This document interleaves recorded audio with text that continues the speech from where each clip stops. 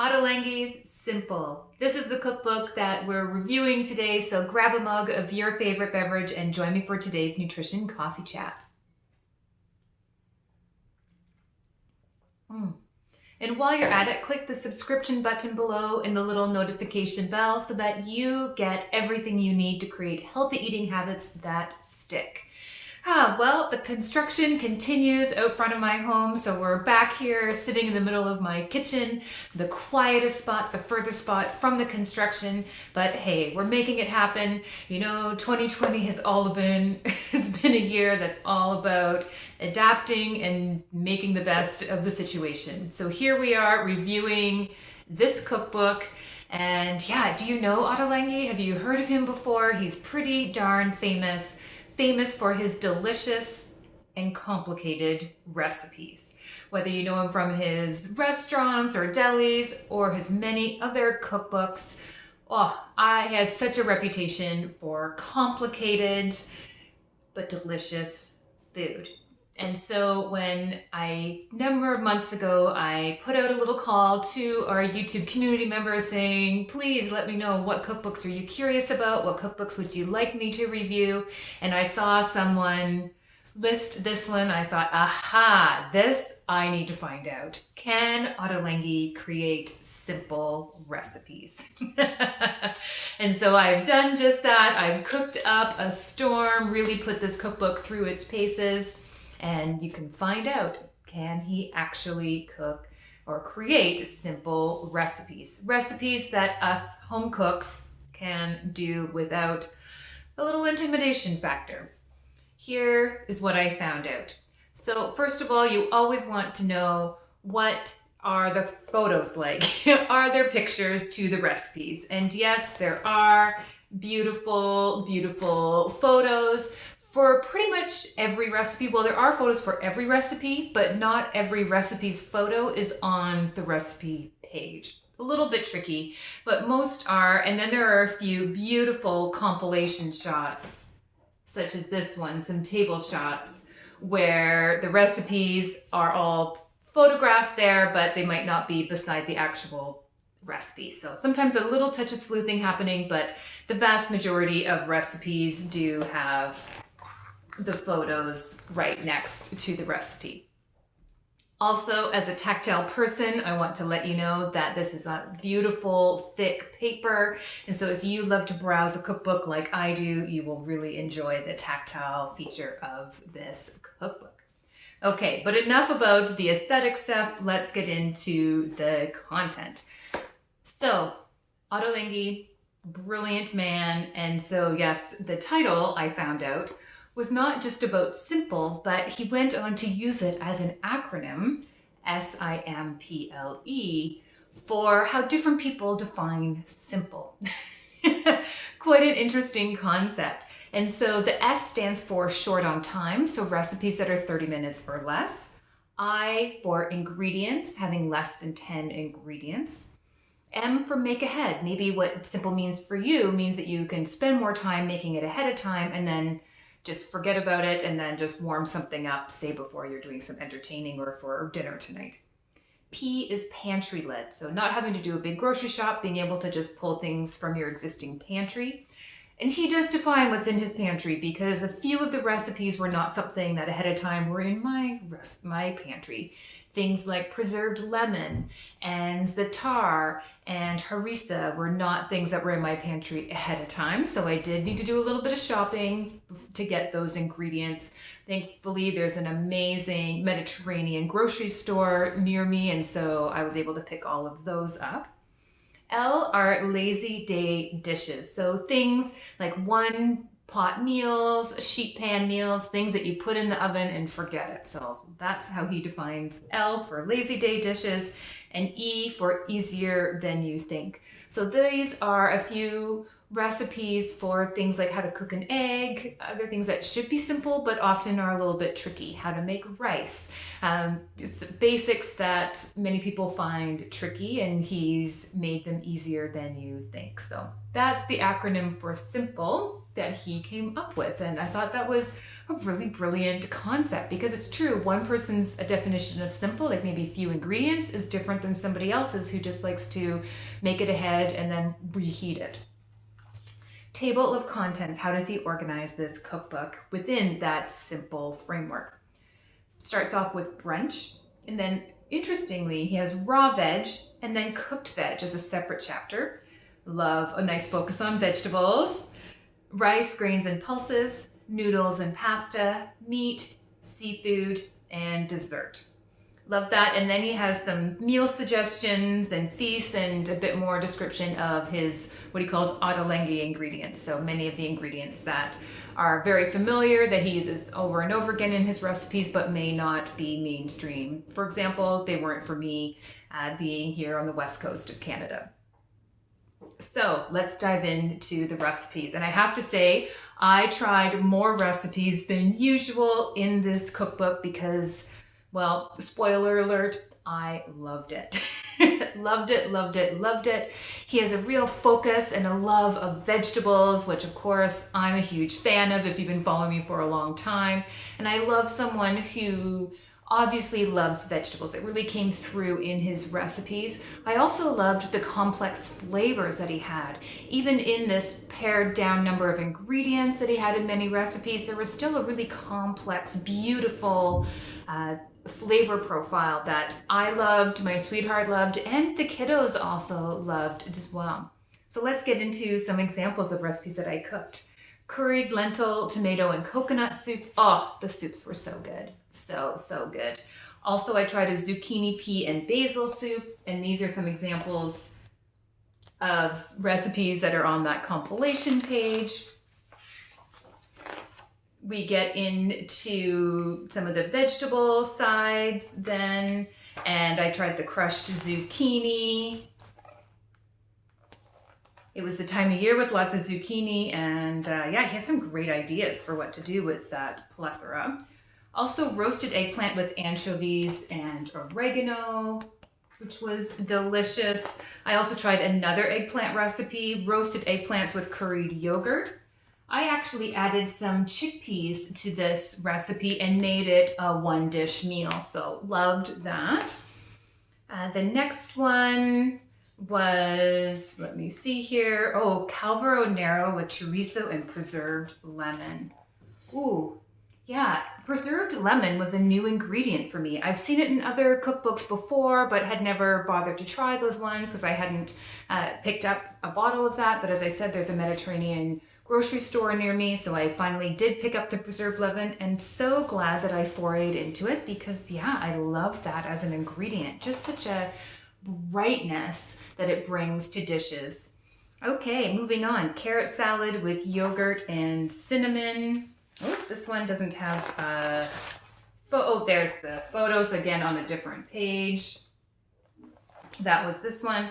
Again, I really loved his vegetable recipes. I think they were great if you're kind of stuck in a rut with your veggies and are looking for some new inspiration, or if you've kind of been newly foraying into increasing the number of veggies you're having and you've been doing lots of salads, lots of raw veg, or, raw veg and dip type of thing. You're getting a little bored of it, and your boredom is starting to make you teeter away from keeping that habit of eating the vegetables. This is a great cookbook because it has a lot of new ideas, things you probably hadn't heard of or thought of to do with vegetables that bring a lot of flavor and excitement for them. Okay, moving along. Oh, another one, roasted beets with yogurt and preserved lemon. That was delicious. You can kind of tell what time of year it was when I've been cooking this. Lots of beets and zucchini, eggplants, the vegetables of this time of year. Ooh, baked mint rice with pomegranate and olive salsa. This was a fantastic flavor profile and even a fan with the kiddos, and I was a little nervous providing olives with pomegranate. I didn't know, and mint, they're fairly strong flavors, and I didn't know what the kiddos would think. And yep, they loved it, so that was a hit. And that was a great technique to just put rice in the oven. You don't have to steam it, you don't have to put it in the rice cooker. You put it in the pan, you put it in the oven. Brilliant. This one, ricotta and oregano meatballs. this is the only recipe that I had tricky time with. My meatballs didn't stick together. They kind of crumbled apart. So it made a delicious dish, a delicious like tomato-based meat sauce, essentially, that had a ton of flavor, and yeah, loved it, delicious, kids loved it, but it wasn't meatballs. So I don't know, I often have trouble with meatballs really sticking together. I don't know if I need to be firmer with my hands when I'm making them, but that one I did have a little bit of trouble with. So as long as you're open to the flavors, delicious, but if you were expecting meatballs, tricky, yeah. Okay, moving along. Chicken Marbella. This one was another recipe that I was a little nervous to feed the kiddos. Because it has garlic, oregano, red wine vinegar, green olives, capers, dates. So a lot of that kind of sweet and salty play, which I wasn't sure if the kiddos would go for, and it was a huge, huge hit. People loved this recipe in my household. Ah, such a win. And I never would have thought to put those flavors together. Another one, slow cooked chicken with a crisp corn crust. Oh, this is one, aha, here it is. Now this one has the corn crust is a bit of an option, and I admit I did not take the extra 35 minutes to make the corn crust. I just made the chicken dish underneath it, which was delicious, but I did take the corn accompaniment inspiration, I guess, and I just made a quick polenta on the stove top to go along with the chicken. This was an example of one of those. I mean, it's called slow cooked chicken, so I mean, it's no surprise that it takes quite a long time to prepare. But yeah, for getting dinner on the table, I did not have an additional 35 minutes for the crust, but I just made the chicken within, and it was a hit. Yeah, it was delicious and true to the word that you just put it in the oven and you forget it. So love that. Roasted trout with tomato, orange, and barberry salsa.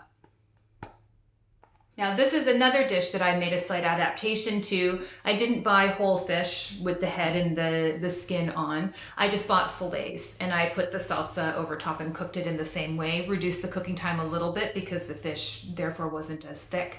And yeah, delicious. I love a new way to cook fish. Super, super simple. I mean, there's almost nothing to put together that sauce. And so yeah, this one, and again, the kiddos in my household do enjoy fish, and they loved this fish preparation, so I will be making this one again. Okay, moving on into the sweet stuff. Sweet and salty cheesecake with cherries. Oh. This is actually what I chose to make for my birthday dinner.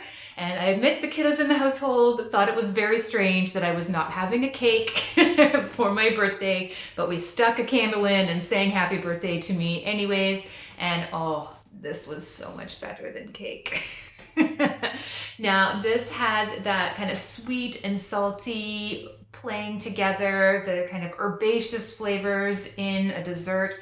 If you're all about that, you will love this. I would say that this is a fairly adult flavor profile though. The kiddos, they didn't like it. And I mean, it has to be something for kids to not like a dessert. So yeah, this is a bit more of an adult flavor profile, but so good. So good. So good. And it is one of those ones that it has 3 different components, which seems like it's a lot, but each component is easy and you can make them ahead of time. And hey, when we had a little bit of extra family over for dinner, made a bit of a special dinner, and I love having the dessert already made. You just have to assemble it, right? Love that. Blueberry, almond, and lemon cake. This one, I'd call it a blueberry almond loaf. I made it without the icing because, hey, when I'm making a loaf, I'm super lazy and I don't need the additional sugar. So I love a lemon loaf. If you love a blueberry lemon loaf, this is a particularly good one. Is it a bit Ottolenghi in that there's a few extra kind of steps involved? Yep, but it's a delicious lemon loaf and I would easily make it. Again, kids loved it. And then last but not least, spiced apple cake. Ah, This was a huge favorite as well. I served this at Thanksgiving and it was a huge hit, and it looks beautiful. It's stunning. It just embodies fall time, and yeah, it was a big, big hit. Now this one though, whew, this one is a bit of a test when you're cooking it because you put the apples on top and bake it. So when it's time to pull it out of the oven to test, is it cooked or not? I mean, usually when I'm doing a cake, I put the toothpicks in to see if it's going to be cooked or not. But of course, in this one, you've got all the apples on top, so the toothpick trick doesn't work. So they're going to get wet from the apples. So you just have to trust that it's ready.